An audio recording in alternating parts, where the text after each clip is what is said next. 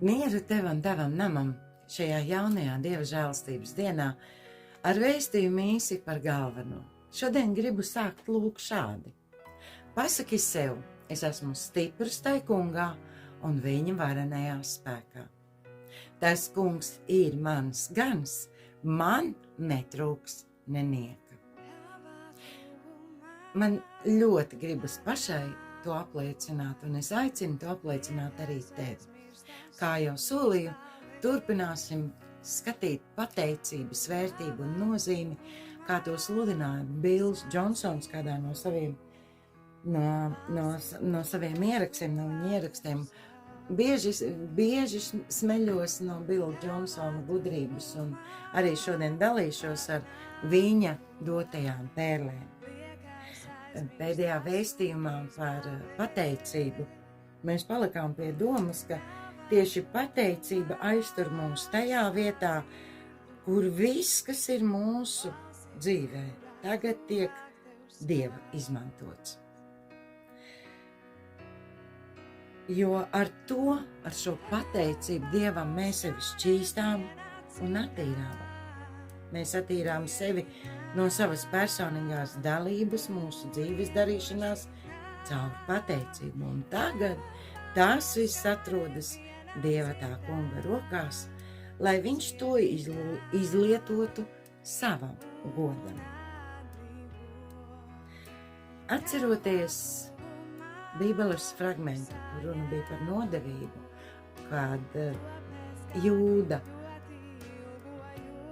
nodeva Jēzu, neskatoties to, ka 3,5 gadus Jēzus uzticīgi bija sevi ieguldījis viņā, Jēzus viņu neatraidīja. Mēs ieraugām, ka pateicība un pateicības izpausme, jeb pateicības izteikšana, tā ir konkrēta, varbūt ne tāda, kā lai pasakam, sevis piespiešana pateikties, teiksim tā, atbrīvo mūs no aizvainojuma gara ietekmes uz mums. Tā ir milzīga pērle patiesībā, kad mēs to apzināmies, ka tieši pateicība neļauj aizvainojumu garam mūs ietekmēt.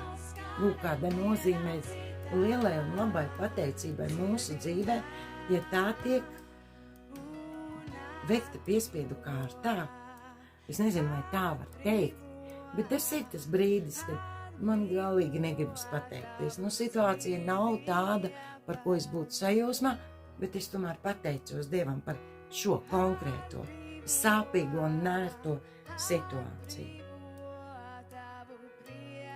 Un Bills Džonsons uzskata, ka ir 3 vislielākās lietas Kristus miesā, draudzē, mūsos ticīgajos, kas traucē mums sasniegt briedumu.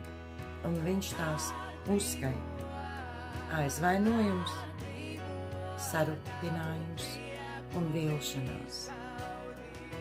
Ir lietas, ko mums nevajag pieļaut savā dzīvē. Ļaut aizvainojumam, sarūktinājumam un vilšanās izjūtai mūsos dzīvot, mūsos valdīt. Pie tām var pieskaitīt arī nepiedošanu, jo tās izdara visgraujošāko darbību uz mūsu sirdīm un uz mūsu prātiem. Bet pateicība.